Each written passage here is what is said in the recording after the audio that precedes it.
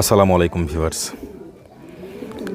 কবুতর জগতে রাইসিং কবুতরের প্রতি দুর্বলতা ছিল ভীষণ। তা থেকেই মূলত রেসিং কবুতরের প্রতি আকৃষ্ট হওয়া এবং রেসিং কবুতরের চর্চা শুরু করা, রেস করা, টস করা এবং বিভিন্ন ব্লাড লাইন নিয়ে কবুতরের খেলা, ব্লাড লাইন ভাঙার খেলা, ব্রিডিংয়ের খেলা নিয়মিতই করে যাচ্ছি। তার মধ্যে অনেক দিন আগে একটা কবুতর আমরা পেয়েছিলাম, মাথায় ঝুঁটিওয়ালা একটা কবুতর আমরা পেয়েছিলাম। এই কবুতরটা কোনো কাজের ছিল না। যে কবুতরটা মাথায় ঝুঁটি পেয়েছিলাম কোনো কাজের ছিল না। 2016 দিকে আপনাদেরকে সেই ভিডিও আমরা শেয়ার করি।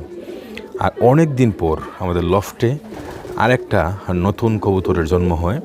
যে কবুতরটা প্রথম দিকে আমরা মনে করেছিলাম যে মাথার ঝুঁটি হয়তোবা এরকম হবে না, আস্তে আস্তে কী হয়ে যাবে, ঠিক হয়ে যাবে। পরবর্তীতে যখন ঠিক হয় না বাচ্চাটার, তখন এই বাচ্চাটার মাথার ঝুঁটিটা আমি ছিঁড়ে ফেলে দিই। ছিঁড়ে ফেলে দেওয়ার পরেও মাথার মধ্যে আবার জুটির জন্ম হয় এবং এই জুটিটা একটা অন্যরকম জুটি।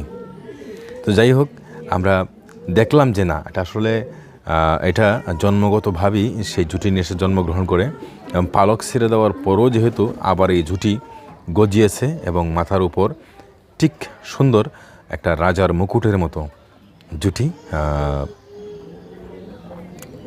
আমাদের কবুতরের মাথার উপর শোভা পাচ্ছে। তো এই রকম জুটি এর আগে আমি কখনো দেখিনি, বা অন্য কোনো কবুতরেরও এরকম জুটি আমরা দেখিনি। আমরা হয়তো এরকম জুটি ময়ূরের দেখেছি বা অন্যান্য পাখির দেখেছি, কিন্তু কবুতরের এরকম জুটি আমরা এর আগে দেখিনি। আমার কাছে আসলে ভালোই লাগছে বিষয়টা দেখে। আমার কবুতরের এই বাচ্চা কবুতরটার লাইন হচ্ছে আপনার বাবাটা হচ্ছে চি লাইনের আর মাটা হচ্ছে জাম্পিং জ্যাক। একটা চেকার্ড কালার কবুতর আর মাথার জুটিটা আসলেই অসাধারণ একটা জুটি। মানে অনাকাঙ্ক্ষিতভাবে বা না চাইতেই একটা জুটিওয়ালা কবুতর পাওয়া, এটা আমি মনে করি আমার লফটের জন্য একটা সৌন্দর্য বর্ধন করবে এই কবুতরটা। এবং লফটের অন্যান্য 8-10টি কবুতরের মতো এই কবুতরটি না। এখনও যদি এই জুটিটা আমি ছিঁড়ে দিই, কিছুদিন পর আস্তে আস্তে জুটিটা গজিয়ে যাবে। তো আমি আজকে আবার ট্রাই করব জুটিটাকে ছিঁড়ে, যে আবার জুটির জন্ম হয় কিনা। যদি জুটির আবার জন্ম হয়ে যায়, তাহলে এই জুটিকে আমরা আর কোনো সময় ছিঁড়ব না। এর আগে আমি নিজে সিরিয়াসলি কোনো ভিডিও করিনি। তো আজকে আপনাদেরকে সামনে নিয়ে বা আপনাদেরকে সাথে নিয়ে জুটিটা আবার ছিঁড়ে দিতেছি।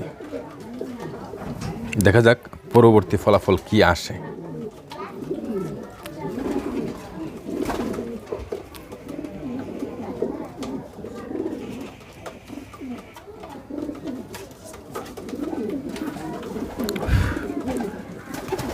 একটু জোরে সরে দিলে কবুতর কষ্ট পাবে, তাই মূলত আস্তে আস্তে ছিটতেছি। এবং এক হাত দিয়ে আসলে কোনো কাজই ভালো হয় না।